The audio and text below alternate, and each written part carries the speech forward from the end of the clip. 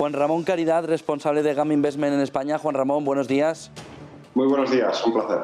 Bueno, ¿cómo estáis viendo desde GAM esa crisis provocada por el default de Evergrande? Parece que esta mañana, no sé cómo lo veis vosotros, se palía un poco, ¿no? Se mitiga un poco la profundidad de esos impagos. La compañía ha anunciado que va a hacer frente al pago de intereses de la deuda local. Es verdad que todavía guarda silencio respecto a lo que va a hacer con todos los compromisos que tiene de la deuda internacional, o sea, la que vence en 2022 y que está emitida en dólares y de la cual tiene más exposición el inversor internacional.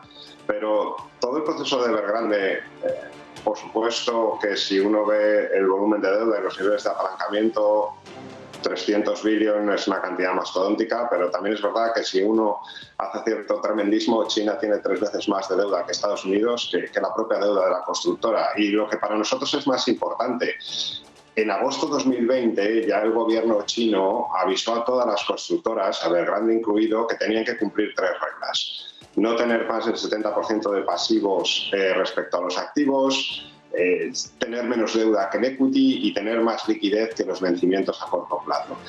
Ahí puso China 4 colores, Evergrande salió en rojo, en el peor de ellos, pero de agosto a diciembre empezó a mejorar y pasó a naranja.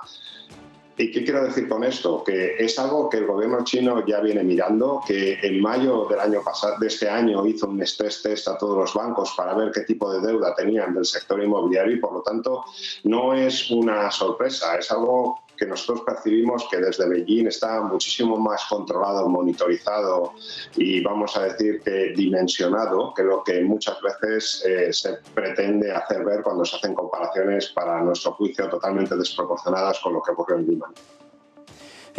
Aquí mirando también a la economía más global, reunión de la FED, ¿qué esperas hoy? ¿Crees que va a haber mucho cambio y ese gráfico de puntos azules, ese potplot de la Reserva Federal, crees que nos va a aportar ya una visión de tipos de subida de tipos de interés más clara? Siempre los gráficos de puntos dan bastante juego, la verdad, porque siempre hay algún gobernador que se anima. Lo que yo creo que es sustancial de lo que vamos a ver es que en el caso más hawkish, más restrictivo, estamos hablando de una subida de 1/4 de punto para el año que viene, otro 1/4 de punto, estamos hablando de 0,50 en los próximos 2 años, que viendo el nivel de tipos en el que estamos ahora mismo, va a ser más un tema de jugar con los sentimientos que de facto que la subida de tipos de interés por inflación o por lo que sea vaya en algún momento a ser algo significativo e impactar en los próximos 3-4 años. Es verdad que todo el foco está atento a día de hoy todavía la Reserva Federal sigue inyectando cada mes 120.000 millones de dólares. Eso tendrá que restringirse de alguna manera. Se ha hablado de ir despacio viendo que haya progreso sustancial y yo creo que va a ser una reunión de 2 días, siempre interesante, siempre con el foco de la inflación ahí más por bienes que por servicios. ¿Qué comentarios haga Powell sobre cómo evolucionan los salarios? Será clave, pero va a ser más otra reunión de matices lingüistas o bilingües que de verdad que de decisiones significativas en política monetaria. La visión sobre la inflación en los últimos meses, ¿hay una mayor preocupación por parte de GAM al respecto? Bueno, nosotros venimos ya muy sensibles con el tema de inflación desde ya hace cerca de 1 año, pero al mismo tiempo que es verdad que el tema de inflación es importante, es una inflación de bienes, no de servicios, y es verdad que tiene más impacto desde el punto de vista financiero por lo que puedan hacer los tipos a largo plazo.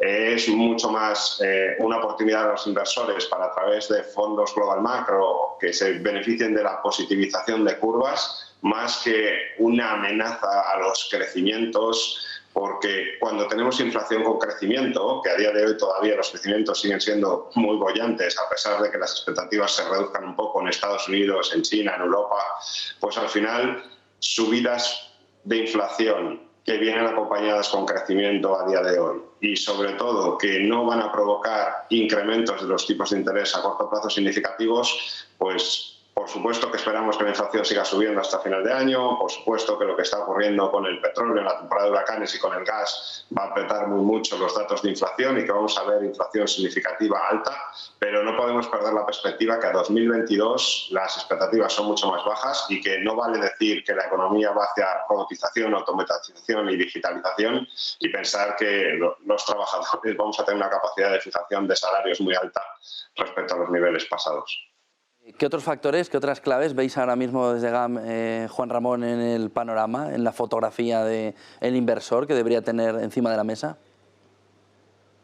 Yo creo que es muy importante seguir manteniendo en la cabeza que septiembre es un mes tradicionalmente bajista en bolsa y que es verdad que cualquier motivo, el de Evergrande, implica una cierta apreciación de dólar y cuando hay una apreciación de dólar a día de hoy, pues todos los activos de riesgo, los cuales son preferencia de prácticamente toda la comunidad inversora por estar los tipos de interés nominales negativos, por ejemplo en Europa el 2 años alemán por debajo del 0,70. O sea, para nosotros es importante ver lo que hace el dólar, hay que seguir muy atento a los bancos centrales, a día de hoy nos guste más o menos, son los que de verdad tienen la voz cantante en cuanto a la retirada de estímulos y yo creo que es lo que más preocupa al mercado, la velocidad de ese tapering, el cuándo y el cuánto.